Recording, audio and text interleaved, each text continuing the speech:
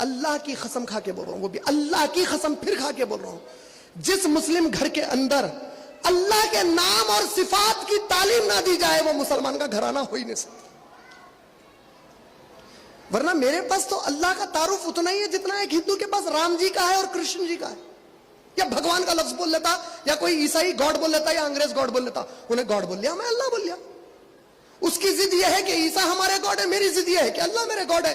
اللہ ہے کون؟ کتنا تعارف ہے ہمارے پاس, 99 نام اور صفات, اللہ کے پیارے 99 نام اور صفات میں سے 9 بھی ایسے ہیں جو ہم سمجھا کے بتا سکتے ہیں کسی غیر مسلمان کے ملنے پہ کہ دیکھیے یہ 9 نام وہ ہیں جو جس کو تو اپنا معبود مانتا ہے, تیرے معبود میں میرے رب کے یہ صفات ہو ہی نہیں سکتے.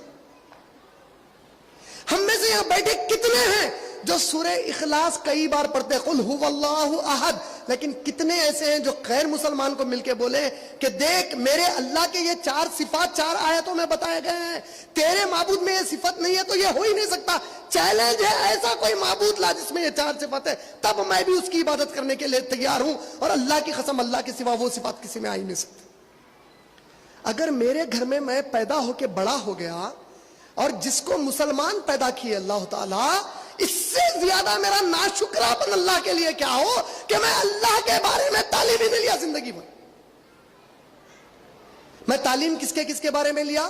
میں گاندھی جی کے بارے میں تعلیم لیا, میں نیلسن منڈیلا کے بارے میں تعلیم لیا, میں انڈیا کے فریڈم فائٹرز کے بارے میں تعلیم لیا, میں پورے جو ہے دنیا کے لیڈرز کے بارے میں تعلیم لیا, میں امریکہ کے پریزیڈنٹس کے بارے میں پڑھا, میں سول سروسز لکھنے کو دنیا کی کتابیں پڑھا, سب کچھ پڑھا, لیکن میرے رب کی کتاب میں میرے رب اپنے بارے میں کیا کیا بول رہے ہیں نہیں معلوم. اس سے زیادہ ظالم کون مسلمان ہو سکتا؟ کبھی سوچے. اللہ کی قسم جس مسلم گھرانے میں اللہ کے بارے میں بات نہیں ہوتی نا, بات ہونا الگ ہے. تعلیم بول رہا ہوں, تعلیم کا مطلب کیا ہے؟ جیسا آپ ٹائم نکال کے اسکول کو جاتے, ایسا ٹائم دے کے اللہ کا تعارف آپ کے پاس نہیں ہوتا آپ کے گھر میں. اللہ کی قسم یہ مسلمان کا گھرانہ نہیں ہو سکتا, ہو ہی نہیں سکتا یہ مسلمان کا گھرانہ. ارے میرے بھائی میں اللہ کو مانتا ہوں. آج آپ اور میں کتنے انفیریورٹی کمپلیکس میں چلے گئے معلوم ہے؟ کتنے انفیریورٹی کمپلیکس میں چلے گئے. ہم اللہ کا نام لینا گوارا نہیں کرتے. انہیں میں گاڈ کیپ اس ہیپی بولا سمجھو تو آپ بھی گاڈ بولتے اس کے ساتھ, انہیں بھگوان بولا تو آپ بھی بھگوان بولتے. نہیں تو ذرا یہ بھگوان گاڈ نہیں بولنا چاہ رہے ہیں تو ایسا کچھ بھی کر کے اوپر والا بولتے. ارے اللہ بولنے کو شرما رہے. ارے بھائی ہندو اللہ نہیں بولنا چاہ رہا, عیسائی اللہ نہیں بولنا چاہ رہا, غیر مسلمان اللہ نہیں بولنا چاہ رہا.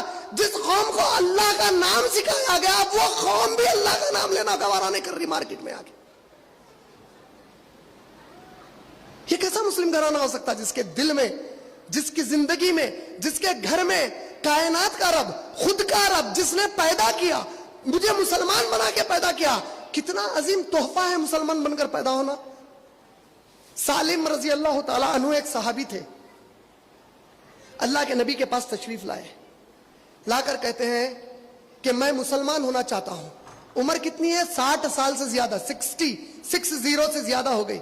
میں مسلمان ہونا چاہتا ہوں, لیکن میں آپ سے ایک سوال کرنا چاہتا ہوں محمد صلی اللہ علیہ وسلم, آپ میرے اس سوال کا جواب دے دیں گے تو میں مسلمان ہو جاؤں گا. اللہ کے نبی نے کہا کیا سوال ہے سالم کیجئے.